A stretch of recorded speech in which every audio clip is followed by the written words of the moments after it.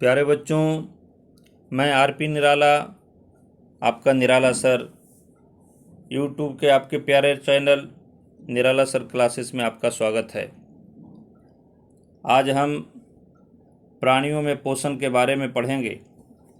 पिछले अध्याय में हमने पौधों में पोषण के बारे में अध्ययन किया था। हमने पोषण की परिभाषा जानी थी, पोषण किस तरह से होता है, और आज हम प्राणियों में पोषण के बारे में अध्ययन करेंगे कि प्राणी किस तरह से पोषण करते हैं। सबसे पहले हम जानेंगे कि जो सजीव होते हैं वो दो प्रकार के होते हैं, एक पादप और एक जंतु यानी प्राणी। पादप को वनस्पति विज्ञान यानी बॉटनी के अंतर्गत, जबकि जंतु को प्राणी विज्ञान यानी जूलॉजी के अंतर्गत पढ़ा जाता है। हम पादपों और जंतुओं में क्या भिन्नताएं हैं, क्या अंतर है, इसको सबसे पहले हम समझ लेते हैं। क्योंकि हम पादप का पोषण पढ़ लिए हैं और जंतुओं का पोषण पढ़ना है, तो दोनों में भिन्नता यानी अंतर भी हमको जानना जरूरी है। सबसे पहला है कि पौधे अपना भोजन स्वयं बनाते हैं। पिछले क्लास में आपने पढ़ा है, इसलिए पौधे को स्वपोषित कहते हैं। जंतु अपने भोजन के लिए पौधे या जंतुओं पर निर्भर करते हैं। पौधों में प्रकाश संश्लेषण की क्रिया होती है, जंतुओं में कोई भी प्रकाश संश्लेषण की क्रिया नहीं होती है। पौधों में जीवन पर्यंत वृद्धि होती रहती है। पौधे जब तक जिंदा रहेंगे उसमें वृद्धि होती रहती है, लेकिन जंतुओं में एक निश्चित सीमा के बाद में वृद्धि रुक जाती है। पौधे श्वसन की क्रिया में कार्बन डाइऑक्साइड गैस लेते हैं और ऑक्सीजन गैस छोड़ते हैं, जबकि जंतु इसके विपरीत श्वसन क्रिया में ऑक्सीजन लेते हैं और कार्बन डाइऑक्साइड गैस छोड़ते हैं। पौधों में स्थान परिवर्तन यानी प्रचलन नहीं हो सकता, एक दूसरे स्थान तक नहीं जा सकते, लेकिन जंतु में स्थान परिवर्तन करने की क्षमता होती है। यह प्रचलन करते हैं, एक जगह से दूसरी जगह जा सकते हैं। पौधों में पाचन तंत्र का अभाव होता है, पाचन तंत्र नहीं होता है। भोजन करते हैं लेकिन पाचन तंत्र नहीं होता है, जबकि जंतुओं में पाचन तंत्र होता है। पौधे जल और प्रकाश के प्रति संवेदनशील होते हैं, लेकिन जंतुओं में तंत्रिका तंत्र होने के कारण इसकी संवेदनशीलता अलग से होती है। तो इस तरह से हम दोनों की भिन्नताओं को, दोनों के अंतर को हमने जाना है। अब है कि जो हमारा शरीर है यानी जो मानव का शरीर है, तो इसके अलावे जितने भी जीव जंतु हैं सभी को वृद्धि करने के लिए, अपने शरीर को स्वस्थ रखने के लिए, शरीर को गतिशील बनाए रखने के लिए, श्वसन करने के लिए, प्रजनन करने के लिए ऊर्जा की आवश्यकता होती है। और यह ऊर्जा जो है उसको खाद्य पदार्थों से मिलती है, यानी मूल रूप से उसे खाद्य पदार्थ की आवश्यकता होती है। पिछले क्लास में हमने भोजन के कई घटकों के बारे में पढ़ा है। भोजन के प्रमुख घटक हैं कार्बोहाइड्रेट, प्रोटीन, वसा, खनिज लवण और विटामिन्स। इसके साथ साथ हमें जल की भी आवश्यकता होती है, जिससे कि हमारा आवश्यकता की पूर्ति होती है। भोजन का मुख्य घटक कार्बोहाइड्रेट है, और कार्बोहाइड्रेट एक जटिल पदार्थ है।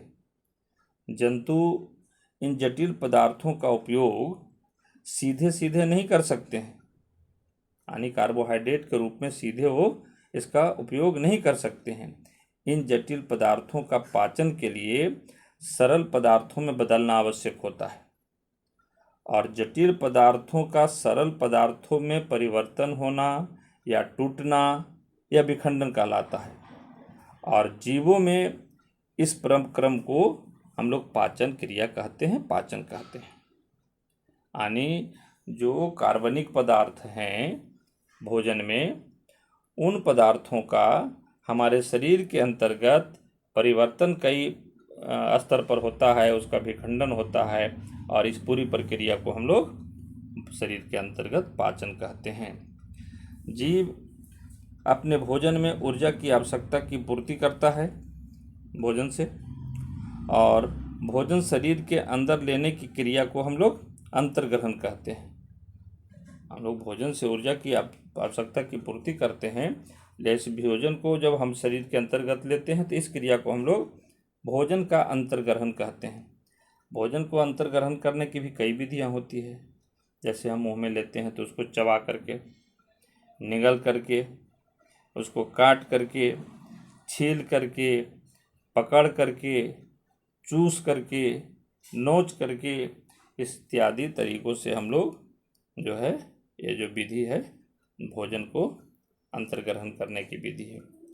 कुछ जीवों में आहार के प्रकार, आहार ग्रहण करने की जो विधियां होती है उसको निम्नलिखित सारणी में देखा जा सकता है। इसमें जो आपके पाठ्य पुस्तक में दिया गया है उसमें है घोंघा।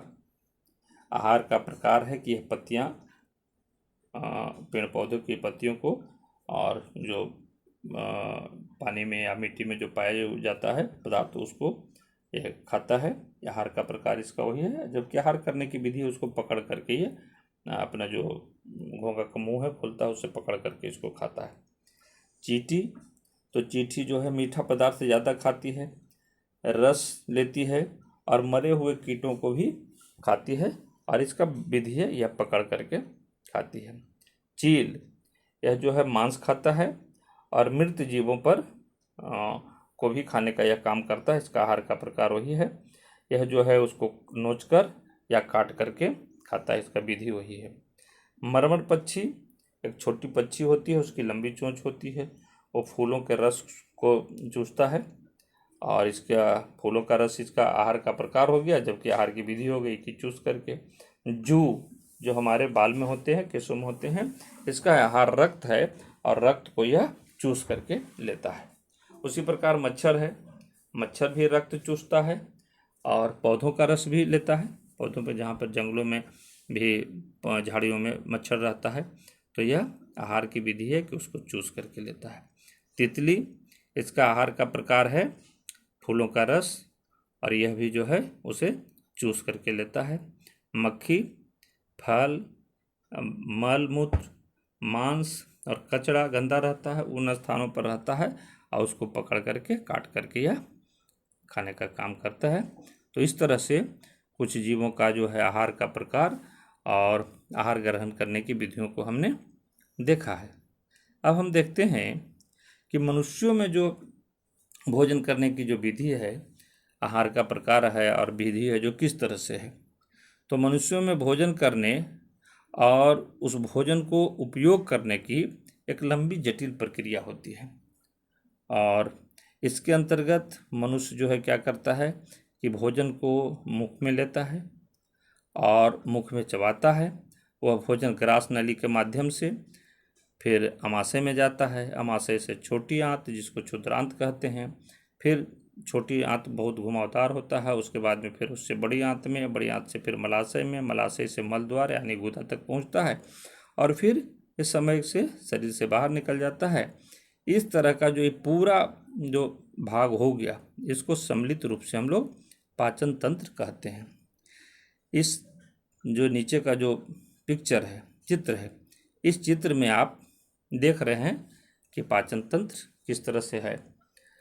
सबसे ऊपर जो है इस पाचन तंत्र में आप देखते हैं कि मुख गुहा है, मुख है। अब मुख के अंतर्गत खाली जो रहता है भीतर में उसको मुख गुहा कहते हैं। बाहर का पार्ट मुख और उसके भीतर में मुख गुहा हो गया। मुख गुहा में ऊपर में जो है लार ग्रंथि रहती है, वो कान के पास ऊपर भाग में रहता है, वो कर्ण ग्रंथि भी कहते हैं। और जीभ जो है, जीभ के पास में भी ग्रंथियाँ होती है ना। अधो जीभ है, ऊपरी जीभ है, नीचे के जीभ है ना। उसके बगल से ग्रंथियाँ बहुत सारी होती है। तो फिर उसमें भोजन जाने के बाद में फिर एक लंबी लाइन है, आप देख रहे हैं, मुख से लेकर के और अमाशय तक। इसको हम लोग ग्रसिका कहते हैं। ये ग्रसिका है और ये ग्रसिका जो है वो लंबी लाइन है, नीचे यह अमाशय तक आता है, यह अमाशय है। और अमाशय में भोजन आने के बाद में भोजन फिर आगे बढ़ता है तो बीच के जो नली है जहाँ पर से वह आगे बढ़ने लगता है वहाँ पर पित्ताशय है, जो अकृत से जुड़ा हुआ रहता है, उसमें पित्त रहता है, वह है आगे की ओर, उसमें निकल करके आता है। फिर जो है भोजन जो है डिओडनम से होते हुए और छोटी आंत में प्रवेश करता है। उसके बगल में अग्नाशय रहता है, ये भी आप देख रहे हैं कि अग्नाशय यहाँ पर है। तो अब है कि छोटी आंत में आने के बाद में फिर उसमें वह बड़े घुमावदार संरचना होती है छोटी आंत, इसको क्षुद्रांत भी कहा जाता है, छोटी आंत। और फिर उसके बाद में है आगे की ओर, ये बहुत सारी प्रक्रिया हैं, इसको प्रत्येक को हम अलग अलग विस्तार से अध्ययन करेंगे। छोटी आंत के बाद में भोजन फिर बड़ी आंत में जाती है, बड़ी आंत से होकर के फिर निकलते हुए मलाशय में जमा होता है, और समय समय ये जो है अपशिष्ट पदार्थ जो हमारे शरीर के लिए उपयोगी नहीं रहते हैं वह गुदा से बाहर आ जाते हैं। तो इस तरह से जो है आपका यह पाचन तंत्र, पूरा जो सिस्टम है पाचन तंत्र यह कहलाता है। तो अब है कि हम देखते हैं कि मनुष्य जो है भोजन मुख में लेने के बाद में मुख गुहा के अंतर्गत वो चबाता है भोजन को बहुत देर तक, और जो चबाने का काम मुंह में होता है वो दांतों के द्वारा होता है। और दांत जो है कई तरह का होता है, और विभिन्न तरह के दांतों को विभिन्न तरह का काम करना पड़ता है। तो सबसे पहले जो बच्चा होता है, जन्म लेता है, उसके बाद में उसको दांत उगने की प्रक्रिया को पहले हम लोग समझ लेते हैं कि ये क्या होता है। तो बच्चे जो है उसमें 6 माह के होने के बाद में दांत निकलना उसको शुरू हो जाता है, और यह प्रक्रिया 2.5 से 3 साल तक चलता रहता है। और ये जो दांत निकलते हैं प्रथम बार बच्चों के मुंह में, इसको दूध का दांत कहते हैं। दूध के जो होते हैं 20 दांत लगभग निकलते हैं बच्चों को, और यह फिर जो है दांत बच्चे जब 5 साल 6 साल के हो जाते हैं उसके बाद में दूध के दांत में फिर वो टूट करके गिरने लगते हैं, निकलने लगते हैं। और अब उसके नीचे से जो फिर दांत उगता है टूटने के बाद में, उस दांत को अस्थाई दांत कहते हैं, वो निकलना शुरू होता है। और यह दांत जो है वह 8 से 9 साल तक टूट करके नया दांत, अस्थाई दांत निकल जाता है। कभी कभी कुछ केसेस में देखा गया है कि 10 से 11 साल तक में भी कुछ बच्चों के दांत, अस्थाई दांत निकलते हैं। तो जो है ये जो दांत अस्थाई रूप से जब निकल जाते हैं तो अब लंबे समय तक अगर जो किसी तरह का उसमें बीमारी न हुआ तो कार्य करते रहता है, लेकिन फिर यह अस्थाई दांत वृद्धा अवस्था में जाकर के स्वयं टूट करके गिरने लगता है, खत्म होने लगता है। ये जो हमारे दांत होते हैं मुंह में, पूरे दांत ऊपर और नीचे जो है मिला करके 16 दांत नीचे के जबड़े में और ऊपर के जबड़े में होते हैं। ये दोनों जबड़ों के कुल दांत मिला करके 32 दांत होते हैं। ये जो पूरा जबड़ा है, भीतर का भाग जो मुंह के अंतर्गत आप देख रहे हैं, बाहर और भीतर, ऊपर और नीचे मिला करके 32 दांत होते हैं। ये दांत जो है वो 4 प्रकार के होते हैं। आप नीचे के तस्वीर में आप ये देख रहे हैं कि चारों प्रकार का दांत जो है आपको दिख रहा है। पहला दांत है जो दिख रहा है उसको कहते हैं कृंतक, यानी इंग्लिश में इसका नाम है इंसीजर। पहला दांत जो होता है सबसे सामने वाला दांत। उसके बाद में दोनों तरफ किनारे में एक एक दांत ऊपर नीचे दोनों साइड में होता है, उसको कहते हैं कैनाइन यानी रदनक। तीसरा दांत होता है जो होता है प्रीमोलर, उसको कहते हैं अर्धचर्मनक। और अंतिम में जो दांत होता है जो बड़ा मोटा और चौड़ा दांत होता है उस दांत को कहते हैं चवर्णक। इस तरह से चारों प्रकार का दांत होता है। हम देखते हैं कृंतक का। तो कृंतक जो है इंसीजर, यह हमारे मुख के सबसे सामने में 4 दांत होता है ऊपर और 4 दांत नीचे, कुल 8 दांत चवर्णक होता है, जो भोजन के काटने के काम में आता है। किसी भोजन को काट करके अगर जो करना, फल खाना है, सेब खाना है, अमरूद खाना है, इस तरह से आगे का जो पार्ट है वह काटने का काम करता है, उसको कहते हैं इंसीजर। दूसरा होता है वो होता है रदनक। रदनक जो है चीरने फाड़ने का काम में आता है। ये नीचे में दोनों कृंतक के दोनों साइड में नीचे और कृंतक के दोनों साइड ऊपर में, यानी 2 दांत नीचे 2 दांत ऊपर 4 दांत होते हैं। यह दांत जो है चीरने फाड़ने के काम में आता है। जैसे जब आप ईख खाते हैं तो उस स्थिति में आपको रदनक काम आता है। उसके बाद में है कि अग्रचवर्णक प्रीमोलर। प्रीमोलर जो दांत होता है रदनक के बाद में दोनों साइड में आपको 2 दांत होता है नीचे, और फिर उसी तरह से ऊपर में भी आपको रदनक के बगल में 2 दांत होता है, यानी 4 दांत नीचे और 4 दांत ऊपर। इसका काम है कि जो भोजन के टुकड़े बड़े बड़े जो टुकड़े रहते हैं हमारे मुंह में, इसको तोड़ करके छोटे छोटे टुकड़ों में यह बांटने का काम करता है। इस तरह से हम देखते हैं कि भोजन हम चबा करके और छोटे छोटे टुकड़ों में कर लिए हैं। अब अंतिम जो दांत है उस दांत का नाम है चवर्णक, मोलर, है ना। ये दो दांत है जो प्री मोलर के बाद में नीचे के बाएं वाले चौवे में भी 3 और दाएं वाले चौवे में भी 3, जबड़े में भी 3 होता है।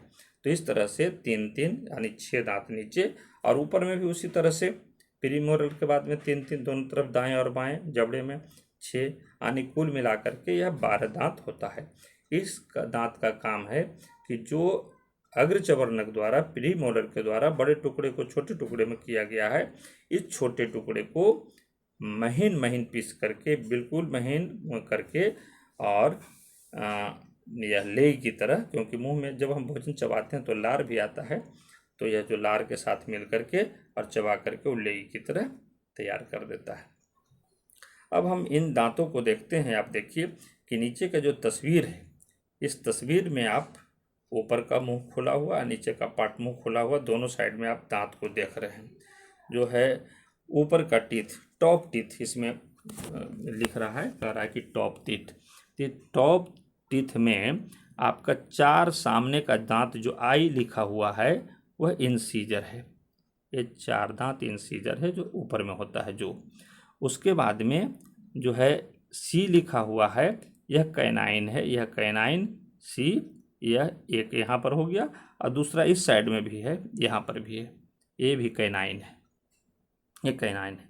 इसके बाद में 2 दांत, यह जो प्रीमोलर है, यह दांत प्रीमोलर का यहाँ पर है, 2 दांत इधर से, और फिर इधर भी 2 दांत प्रीमोलर का होता है, पी होता है इधर से, यानी 2 दांत दोनों साइड में। उसके बाद में है कि आपका मोलर है, 3 दांत मोलर का, ये 3 दांत आप देख रहे हैं, ये मोलर हो गया आपका। और इधर का भी 3 दांत, 1 2 और 3, ये 3 दांत, यह हो गया आपका मोलर, ये भी मोलर हो गया दांत, ये आपका मोलर हो गया। तो इस तरह से आपका जो दांत है, टॉप टीथ, जो ऊपर के जबड़े में जो दांत है, उस दांत सेम उसी तरह से आप इसमें देख रहे हैं कि नीचे वाले में जो बॉटम टीथ है उसमें 4 आपका दिख रहा है, नीचे सामने में जो इंसीजर है 4, कैनाइन है 1 इधर, और उसी तरह से 1 कैनाइन है इधर। इधर प्रीमोलर है 2, उसी तरह से इधर भी प्रीमोलर है 2, ये प्रीमोलर पी हो गया आपका, ये 2 हो गया। और उसके बाद में फिर यहाँ पर से आपको ये दिखाई दे रहा है 3, ये आपका मोलर हो गया, मोलर, ये 3 मोलर, और इधर तो फिर है प्रीमोलर, मोलर। इस तरह से आप देख रहे हैं कि टॉप टीथ और बॉटम टीथ दोनों में, यानी ऊपरी जबड़े में और निचली जबड़े में, दोनों जबड़े में किस तरह से दांतों का अरेंजमेंट है। अब जो दांत है, यह जबड़े में जो गड़ा हुआ रहता है, पकड़े जबड़ा में जो जबड़ा पकड़े रहता है दांत को, वह दांत 3 पार्ट में होता है। एक दांत, यानी प्रत्येक दांत 3 पार्ट में रहता है। सबसे नीचे का पार्ट जो होता है, जो 2 पार्ट में बटा हुआ रहता है, आधा पार्ट, इसको हम लोग कहते हैं दांत का जड़, रूट। यह रूट का पार्ट है।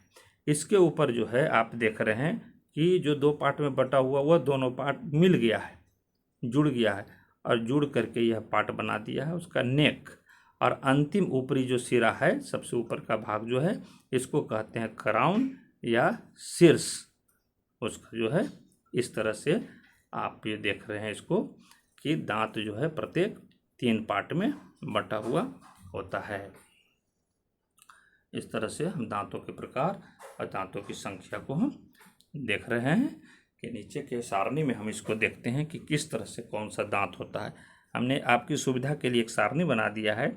इस सारणी में आपको दांत के कितने प्रकार हैं, दांतों की कितनी संख्या हैं और दांतों का क्या कार्य है, यह आपको एक साथ इसमें उपलब्ध हो जाएगा। दांतों के प्रकार, सबसे पहला प्रकार है इसका कृंतक। कृंतक की संख्या आपको देख रहे हैं, 4 नीचे 4 ऊपर, यानी कुल मिलाकर के आपको जो है 8 दांत हैं। एक साथ चारों एक साथ रहता है ना। ये हो गया एक साथ 4, यानी 4 ऊपर 4 नीचे मिलाकर के 8। इसका काम है काटना। दूसरा है रदनक, नीचे के जबड़े में एक दाएं और एक बाएं, इस तरह से 2 दांत नीचे और 2 दांत ऊपर, यानी कुल 4 दांत होता है। इसका काम है चीरना। उसके बाद में अग्रचवर्णक। अग्रचवर्णक जो है नीचे के जबड़े में 2 दाएं 2 बाएं, यानी कुल मिलाकर के नीचे 4, और फिर ऊपर भी 4, कुल मिलाकर के दोनों मिलाकर के ऊपर नीचे के जबड़े मिलाकर के ये 8 दांत हो गए।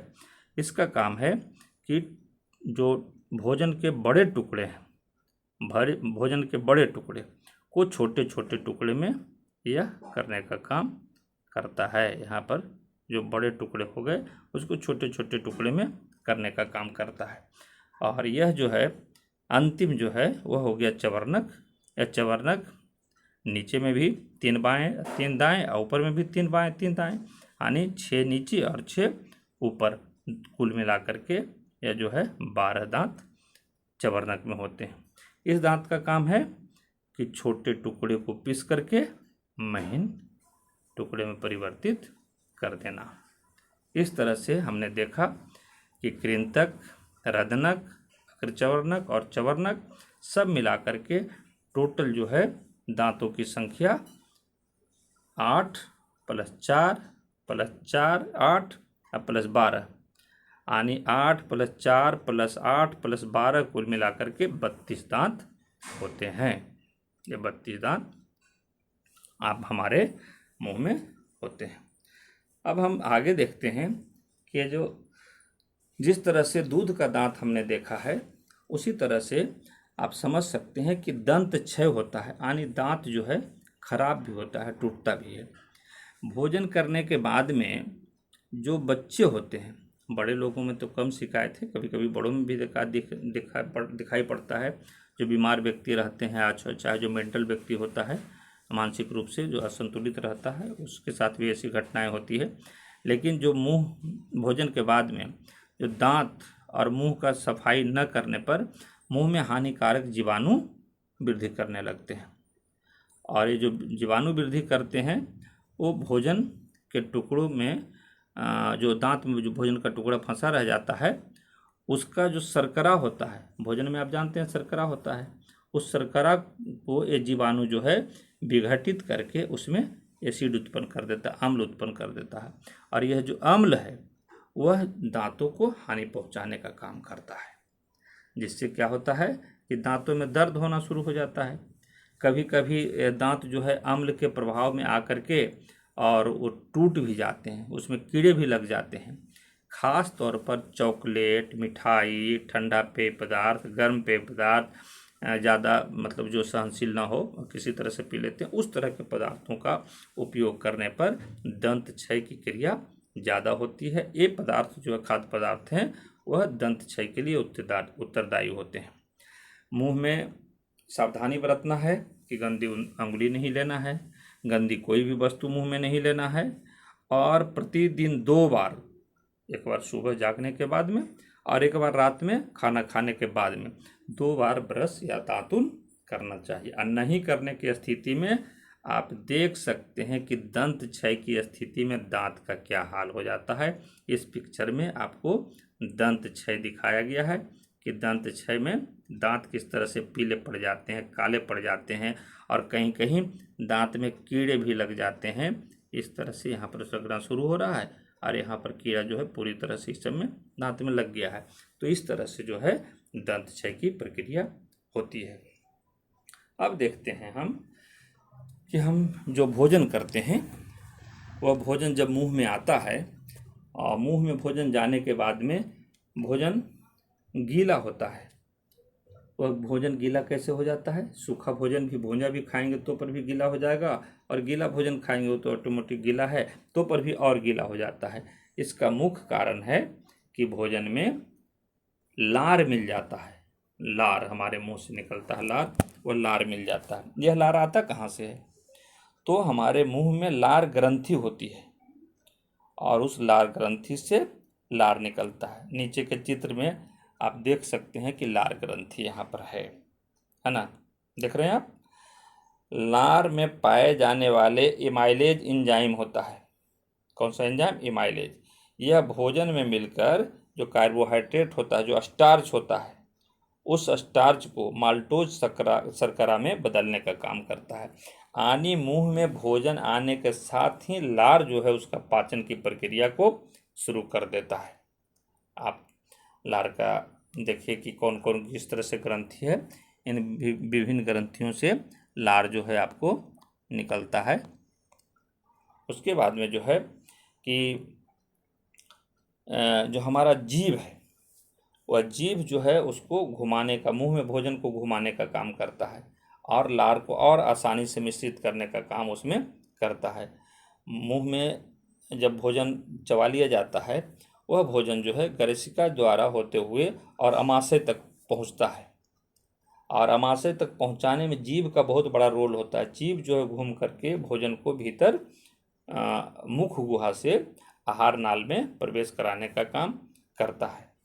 ये जीभ क्या है, इसके बारे में हम थोड़ा सा देखते हैं, समझते हैं। जीभ मुंह में जो होता है एक मांसल पार्ट है, जो क्या कहते हैं,